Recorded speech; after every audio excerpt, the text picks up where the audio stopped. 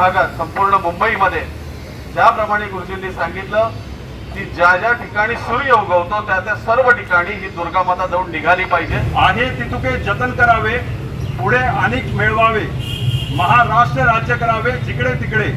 मगाशी आमचे संकेत दादा म्हणाले गुरुजींनी वेळ तयार केली,